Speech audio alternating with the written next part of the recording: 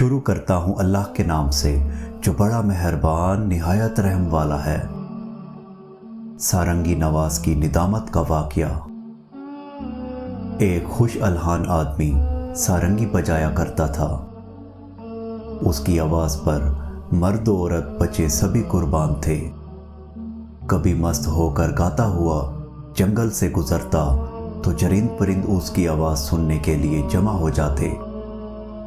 ان بھول بھلائیوں میں جب یہ عمر گزار بیٹھا اور بڑھاپے کے آثار نمودار ہو گئے تو آواز پیری کے سبب بھدی ہو گئی، تو عشاء کی آواز بھی رفتہ رفتہ کنارہ کش ہو گئے، اور نہ ہی اس کی سارنگی میں وہ سوز رہا۔ اب وہ جدھر سے گزرتا کوئی پوچھنے والا نہ ہوتا۔ نام و شہرت سب رخصت ہو گئے، ویرانی اور گمنامی میں فاقے پر فاقے گزرنے لگے۔ اس پر بے کسی کا عالم تھا۔ خلق کی اس خود غرضی کو دیکھ کر ایک دن بہت مغموم ہوا اور دل میں کہنے لگا، یا اللہ، جب میں خوش آواز تھا تو مخلوق مجھ پر پروانہ وار گرتی تھی اور ہر طرف میری تواضع ہوتی تھی۔ اب بڑھاپے کی وجہ سے آواز خراب ہو گئی ہے تو یہ ہوا پرست اور خود غرض لوگ میرے سائے سے بھی گریزاں ہو گئے ہیں۔ ہائے، ایسی بے وفا مخلوق سے میں نے دل لگایا۔ یہ تعلق کس درجہ پر فریب تھا۔ کاش میں تیری طرف رجوع ہوا ہوتا، اپنے شب و روز تیری ہی یاد میں گزارتا اور تجھی سے ہی امیدیں وابستہ رکھتا تو آج یہ دن نہ دیکھتا۔ سارنگی بجانے والا دل ہی دل میں نادم ہو رہا تھا اور آنکھوں سے آنسو جاری تھے۔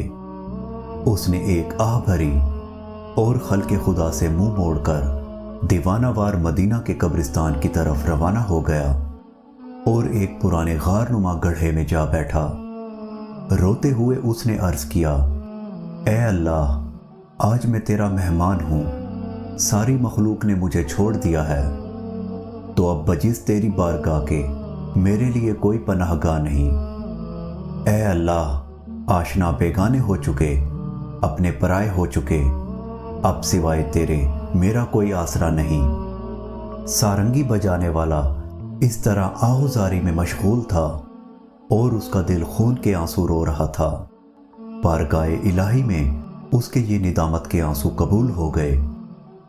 حضرت عمر رضی اللہ تعالی عنہ کو الہام ہوا کہ میرا فلاں بندہ جو اپنی خوش آوازی کے سبب زندگی بھر مخلوق میں مقبول و محبوب رہا اور اب بوجہ پیری آواز خراب ہو جانے سے ساری خلقت نے اسے چھوڑ دیا ہے، اس کی یہ ناکامی میری طرف رجوع کا سبب بن گئی ہے۔ اس کے پاس جا کر اس کی ضرورت کو پورا کرے۔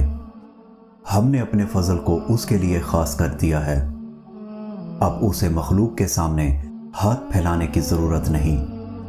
حضرت عمر رضی اللہ تعالیٰ عنہ اٹھے اور ضرورت کا سامان لے کر اس کی طرف چل دیے۔ قبرستان کے نزدیک شکستہ غار نما گڑھے میں ایک بزرگ انہیں سوئے ہوئے نظر آئے، جن کا چہرہ اور داڑھی آنسوؤں سے تر تھی۔ اسی اشک ندامت سے ان کو یہ مقام ملا تھا۔ حضرت عمر رضی اللہ تعالیٰ عنہ اس غار کے سامنے کھڑے ہو گئے تاکہ بزرگ بیدار ہوں تو ان سے ملاقات کروں۔ اسی اثناء میں حضرت عمر رضی اللہ تعالیٰ عنہ کو چھینک آ گئی، جس سے ان کی آنکھ کھل گئی۔ خلیفۃ المسلمین رضی اللہ تعالیٰ عنہ کو دیکھ کر غلبہ ہیبت سے وہ کانپنے لگے۔ حضرت عمر رضی اللہ تعالیٰ عنہ نے جب دیکھا کہ بزرگ لرزہ برا ندام ہیں تو ارشاد فرمایا کہ خوف مت کرو، میں تمہارے رب کی طرف سے تمہارے لیے بہت بڑی خوشخبری لایا ہوں۔ سارنگی والے کو جب آپ رضی اللہ تعالیٰ عنہ کی زبان مبارک سے حق تعالیٰ کے الطاف و عنایات کا علم ہوا تو اس مشاہدہ رحمت الہی سے اس پر شکر و ندامت کا حال طاری ہو گیا۔ اپنے ہاتھ کو ندامت سے چبانے لگا اور اپنے اوپر غصہ ہونے لگا۔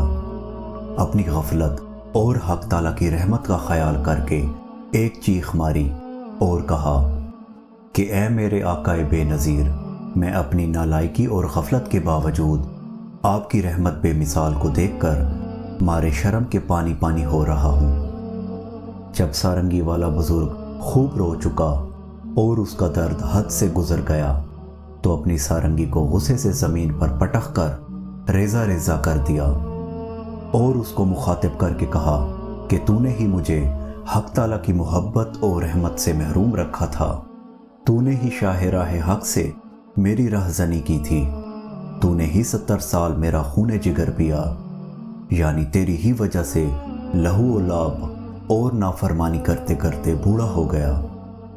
اس مرد پیر کی گریہ ازاری اور آہو بکا سے حضرت عمر رضی اللہ تعالیٰ عنہ کی آنکھیں بھی اشک بار ہو گئیں۔ آپ رضی اللہ تعالیٰ عنہ نے فرمایا، اے شخص، تیری یہ گریہ ازاری اب تیرے قلب و باطن کی صفائی کی دلیل ہے۔ تیری جان اب حق تعالیٰ کے قرب سے زندہ اور روشن ہو گئی ہے۔ اللہ عز و جل کے حضور گناہ گار کے آنسوں کی بڑی قدر و قیمت ہے۔ حضرت عمر رضی اللہ تعالیٰ عنہ کی صحبت مبارکہ کے فیض سے اسے نئی زندگی ملی اور ندامت کے آنسوں کے سبب اللہ تعالیٰ نے اس پر اپنا فضل فرما دیا۔ مولانا روم اس حکایت کے ذریعے واضح کرتے ہیں کہ انسان اگر اپنی تمام عمر لہو و لعب اور بے فائدہ کاموں میں گنوا دے تو بھی ایک بار کی توبہ اسے پھر سے اللہ کی رحمت کا مستحق ٹھہرا دیتی ہے۔